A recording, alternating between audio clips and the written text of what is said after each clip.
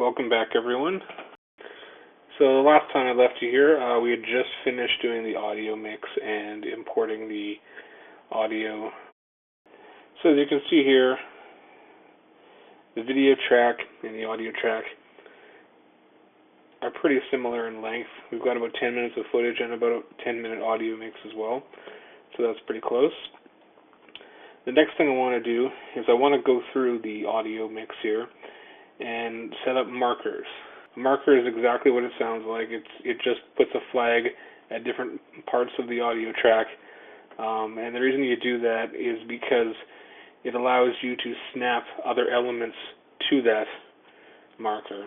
So, for instance, what I'm going to do is I'm going to go through the audio track and listen to it, and anytime I find key tempo changes or just changes in the song that I may want to use later on to indicate where the video should speed up or slow down, what I can do is I can set a marker here, and that'll let me easily go back to it and snap a change in the speed of the video to coincide with that particular marker. So I'll show you what I mean here.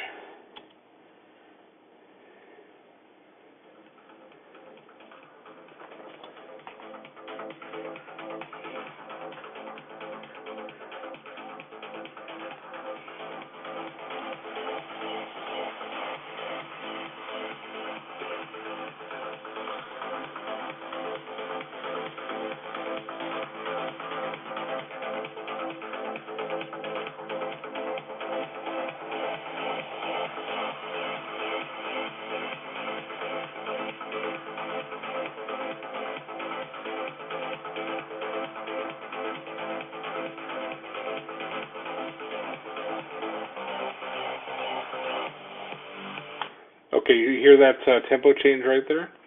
So what I'm going to do is I'm going to zoom in so I can find out exactly where that tempo change took place.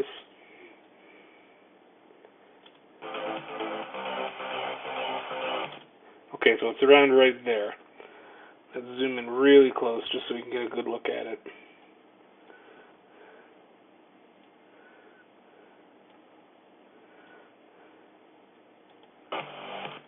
That's a little too close.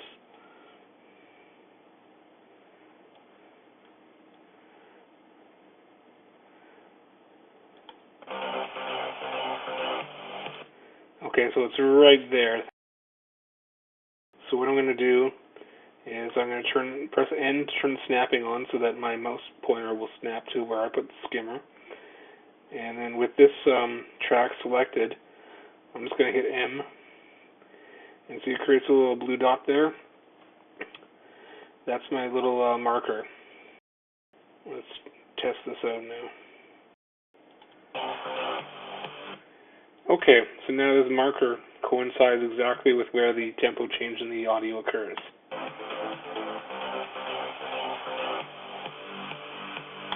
Okay, and I wanted to do that for the rest of the song as well, where I find key dramatic changes in the music. So, just for the sake of argument, let's say that I've gone through this entire music track, and I've set my markers now for where the key tempo changes are in the music track. Now, the purpose of that is so that I can I know exactly where to make transitions on the video if I want to make a speed transition to coincide with the music. So, one of the handy things about putting these markers there is that this skimmer now will easily snap to those markers if I have snapping on. Now, right now I have snapping off, so nothing happens when I move the skimmer past them. But if I press the N key and turn snapping on, see when I go right to a marker, it snaps the skimmer right to that marker. It snaps to a few things. It'll snap to the end of a clip, because remember we imported 2 clips earlier, and it'll snap to markers. And so, since I know there's a tempo change where this first marker is, if, for instance, I wanted to dramatically speed up the video or slow down the video right at that point where the music changes tempo, I know exactly where to do it now on my video clip, because I can just have the video, have the skimmer snap to that point, change to my blade tool. Here's where you get your different tools, and then I just use the blade tool at that point. And so now this cut is perfectly matched up with where that marker was placed on that music track. So now what I could do is I could select this second clip, because I cut that first clip, and so now we have 3 clips. I can go to retime, go to fast, and let me try slowing it down. Or actually, I'll just go to 100% speed, because remember, we had already sped it up to 200% speed. So this essentially is slowing it back down to normal speed at that point. Okay, so now if we play this back now,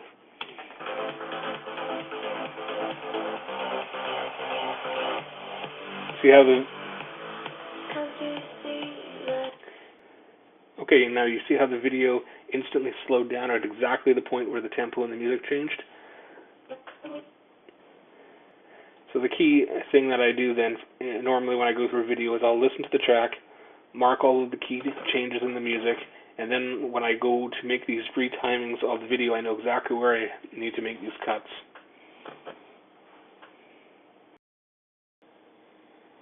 Okay, now I've switched over to my Linux workstation here. This is running Linux Mint version 17.1. I use the Linux workstation primarily to create the signs, and I use a program called the GIMP. It's pretty much a free version of Photoshop. It's an open source photo editor, essentially. You can get this same program for other platforms, Windows, Macintosh, but my Linux machine is just much more powerful than my Mac is. So since I can complete this task on my Linux machine, I tend to do it on my Linux machine. Plus I have dual monitors, and it's just a little bit better setup than my Mac. Okay, so I have all of my existing signs organized in a directory, and I try to put all of my signs under nested folders here, because a lot of times if I want to create a new sign, it's much easier if I just go back to an older sign and modify it rather than creating a new one from scratch. So I'm going to create a couple signs here, and what I do usually is I just step through the video. I exported a copy of my Final Cut Pro project to a network drive, and then I open it up on my Linux machine here so I can just look at a rough copy of it so I know the signs that I have to create. And what I do is I essentially just step through it and then pause it when I get to signs and just have a good look at them and just try to recreate those in my graphics program. So I'm going to create these 2 signs, one for the West White Mud Drive and the West 178th Street West Edmonton Mall sign. Now, I know I have signs from previous projects that already look very similar to this. The only difference is I just would have to change the actual wording on the sign itself, but the rest of the layout is pretty much identical to signs that I've done in the past. So instead of creating one from scratch, I can just go through some of my old projects and find a similar sign. And the nice thing about a paint program like this is all of these components are stored as separate layers, so I can modify, the arrows, the word north, or the word crow child there. You see along the right side of the screen is where all my layers are. So I can just change this word north to west if I want. It's not quite the right font. I'm just going to change it here.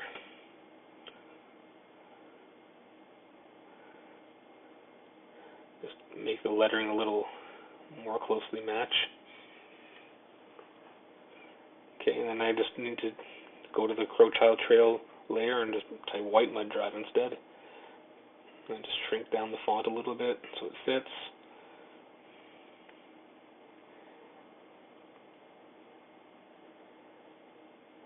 And I can just move around different proportions as well if they're not quite in the right spot. I can move things around a bit. Okay, one thing I noticed is that this sign is a little too tall compared to the one that I want to copy. So what I can do is I can just select the green layer and the white outline layer and just reshape those layers so that it more closely matches what the shape of the sign really should be. See? That's pretty close. I know that I'm never going to get it 100% correct, but as long as they look about 90% correct, I'm pretty happy with that. They're only going to appear on the screen for 10 seconds anyhow. And now I save 2 copies of each file. I save in the XCF formatted file, which preserves all of the layers, so that if I ever want to reuse these signs in the future and change something, I can do that. So I save it, and I give it a sequential number, usually starting at 001 and then 002, so that they'll all appear in order when I go to import them into Final Cut Pro. So I saved my first copy, and then I also save a ping copy. That way, Final Cut Pro can actually import it, because Final Cut Pro can't actually import these XCF files. It can only import ping files and a few other formats. And the reason why you want to use ping and not JPEG is because you need to be able to preserve that background transparency layer. See that checkerboard layer? If you record it as a JPEG file, that will get filled in with some kind of color, and if you do that, these won't superimpose cleanly over top of the video. You'll have some ugly black or white layer on the behind the sign instead of a nice clear transparent layer there. So for the second sign, you see now I'm just basically modifying the sign again. So that's it matches the other sign.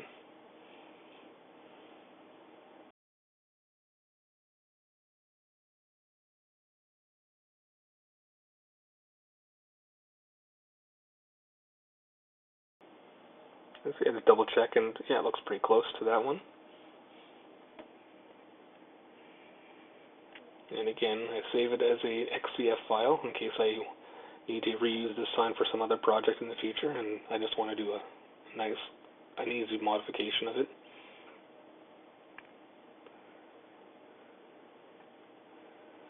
And I'm going to save or export a ping copy to actually use in Final Cut Pro. And again, this one I'm going to number sequentially, so this will be 002, and then the name of the street .png.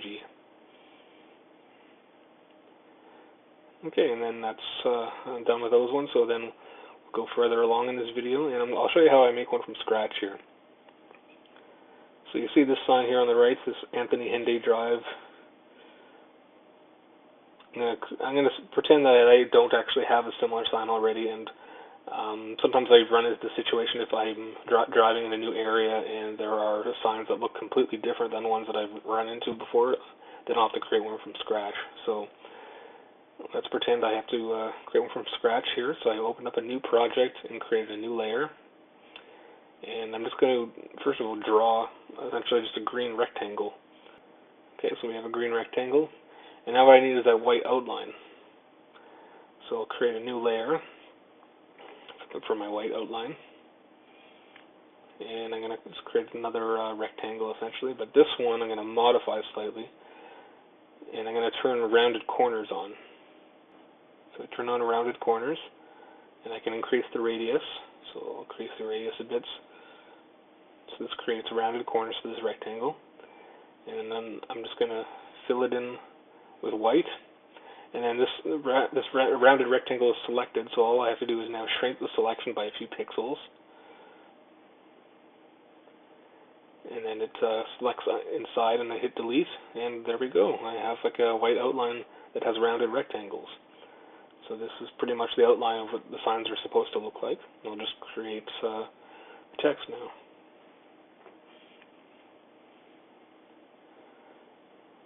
And create a text layer for Anthony Henday Drive.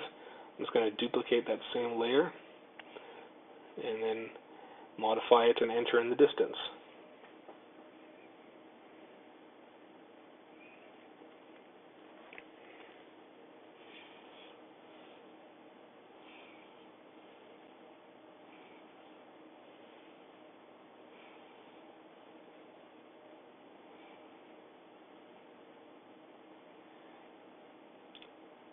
Okay, it looks like I need to shrink these fonts a little bit more.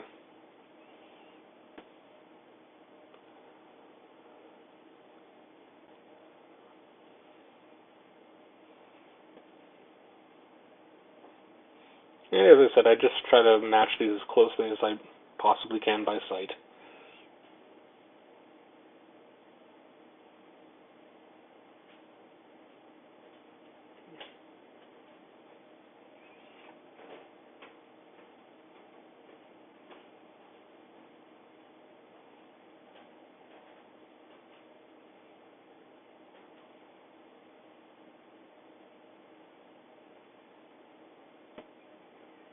And again, just save 2 copies of this.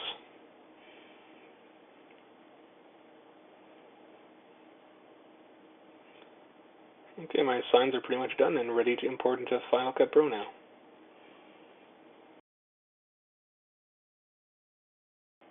Welcome back, everyone. Okay, so we have finished creating some of our signs, and the next step is going to be to animate them into our existing video. So I've gone back to my Mac, and I brought up our project in Final Cut Pro again.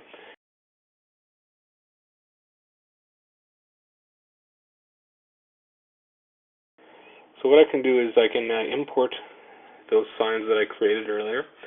I brought up my network drive where I've saved those signs, and recall that we had saved both a PNG format and a GIMP XCF format. Final Cut Pro can't import the XCF format. It can only import the PNG format, so we're going to import all the PNG files. And we can just drag and drop them. And one of the reasons why I named them sequentially the way I did with a 001, 002, 003 as I was creating them is so that now it's very easy to find the signs that I'm looking for as I work my way through the video from the beginning to the end. So we're near the point now where we're going to insert these first 2 signs that we created for White Mud Drive and for 178th Street. And so as you can see here on the preview monitor here, these are the 2 signs we're going to animate. If you've seen many of my other videos, you know that I like to do an animation effect where it looks as if the sign that I created is emerging right out of the sign on the video itself. And the way that I create this effect is pretty straightforward. Some Final Cut Pro has some built-in effects that allow you to do some pretty neat things. The first thing we need to do, though, is find exactly where we want to place it. So if we want to have the signs sort of fly out of the existing signs on the video, I have to start the animation somewhere around here. So I'm going to go back about 3 seconds from where I can just start to see the sign in the video itself. And then I'm just going to drag and drop a sign and attach it.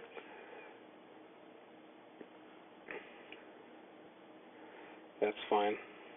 Say OK. Okay, so there we go. We have a sign now attached, and as you notice, it's way too big, so we can resize that. Just click here, and we can simply just drag it to the size we want. So usually I have them about maybe that size, and then I can just move it where I want. And that's pretty much where I would like it to eventually appear, right? And then do the same thing for the second sign. Make sure snapping is on so that it matches up exactly with the first sign. Okay.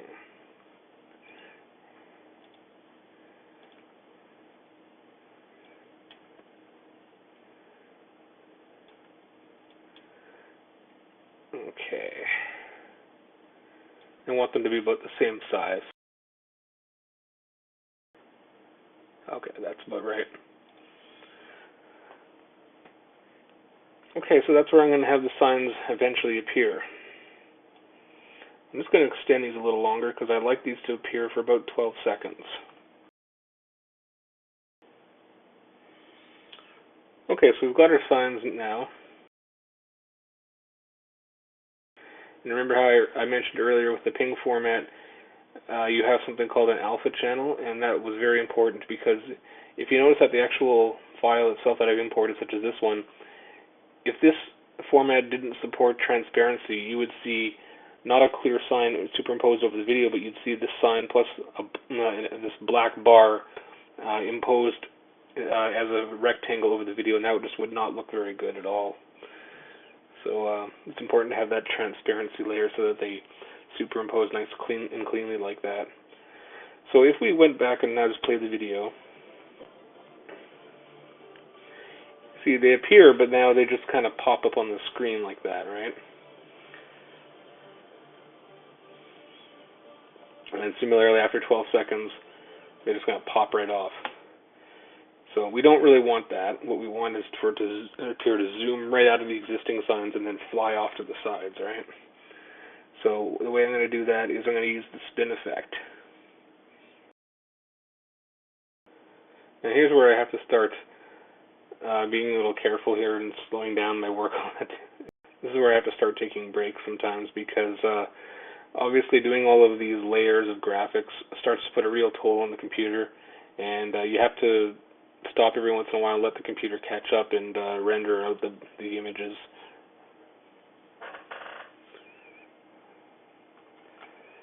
Okay.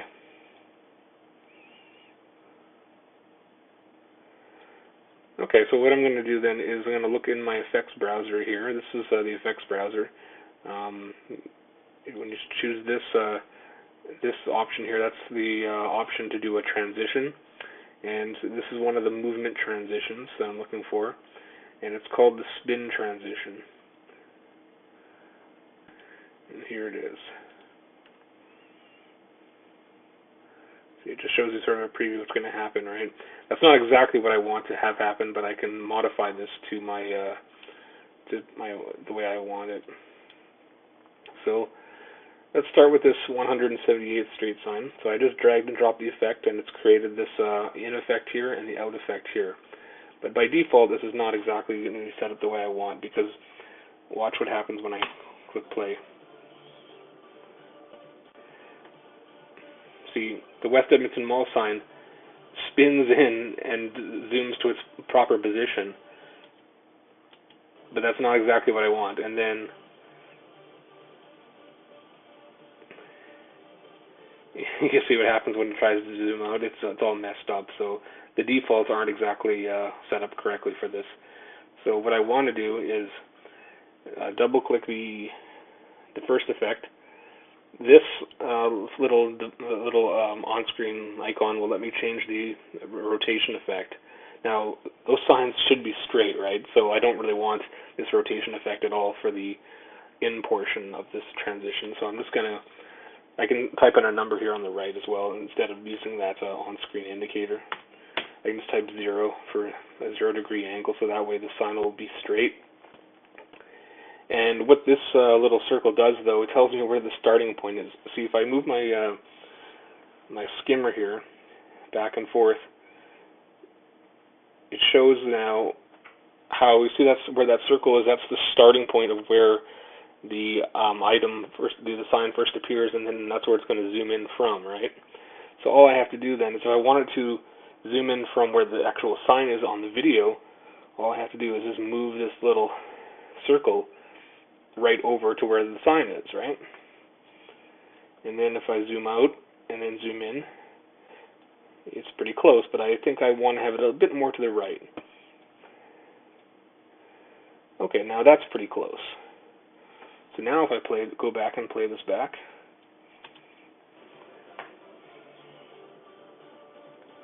you see how it zooms in right from that sign? Okay, so that one's done. And now to zoom these out, what I want usually, when I have two signs side by side like this, I like to have the left sign fly out to the left and then the right sign fly out to the right, while they're just slightly zooming away as well. And the way I do that is, for this second effect, I have to choose the effect, obviously. And then for this direction, I want to choose this as an out. So now this fixes that weird problem where it seemed to have some weird picture-in-picture effect. Now it zooms out properly, but it's not going the right direction here. Right? What I wanted to do is I wanted to go to the right and slightly out, not down into the left like it's doing right now. Right? So what you do is you adjust these two parameters, this center X and your Y-axis. So if I wanted to go to the right, I'll give it like an integer, something like 0.9, and it's going to go to the right. If I wanted it to go to the left, I'd put like a minus number there so that it would go to the left. But I want to go to the right. And this is how much I want it to go up. I want it to go slightly up when it's doing this effect, so I'll put like say 0.4, okay? Now when I play it back, okay, it's a bit closer, right? I think I want it to go a little bit higher, though, a little higher up, though. So I'll put like 0.7.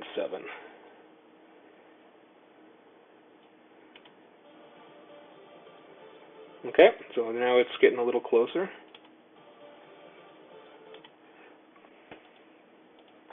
I'd say maybe just 0.6.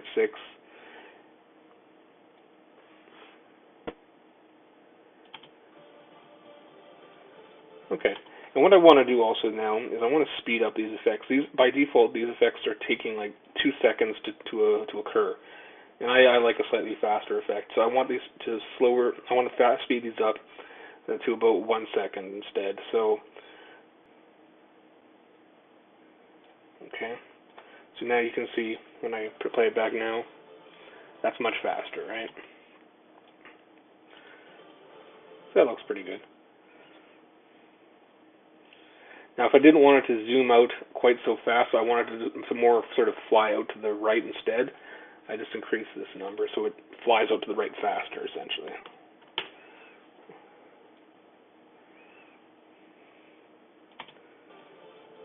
There we go. Okay. Now that zoom effect, remember we did that one earlier when it zoomed in from the sign itself. Okay, so that looks good, but it's just a little too slow. I want to speed that zoom in. I want to make it occur, instead of occurring over 2 seconds, I want it to occur over 1 second. So now when I play it back, there we go. It zooms in nice quickly from the sign. And then after about 12 seconds, it should fly off to the right. There we go, perfect. Okay, so now all you have to do then, I want to do the same obviously for the other sign. What I can do is I can just do a simple copy and paste, right? So just Command C, Command V,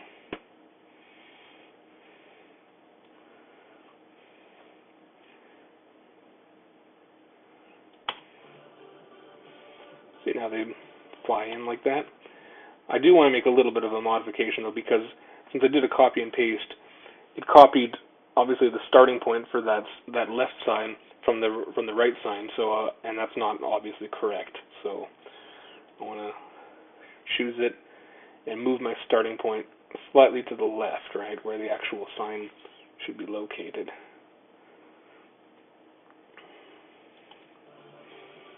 There we go. That's pretty good. And for flying out now, I want to do the same thing as I did the other one, except I want to reverse the x-axis. So if you recall, for this 178th Street sign, what I had is I had numbers 1.6 selected for my x-axis, so it would fly off to the right pretty quickly, and 0.6 for my y-axis. Now what I'm going to do is for this one then is I'm going to use the same y-axis. I still want to go up the same amount, but I'm going to use the negative 1.6 for my x-axis. Okay, and I also want them to sort of angle against each other, right? So instead of going 45 degrees, I'm going to go minus 45 degrees. There we go. So now they're sort of angling towards each other. So now, when I play this back, see how they just fly off like that nice and smoothly?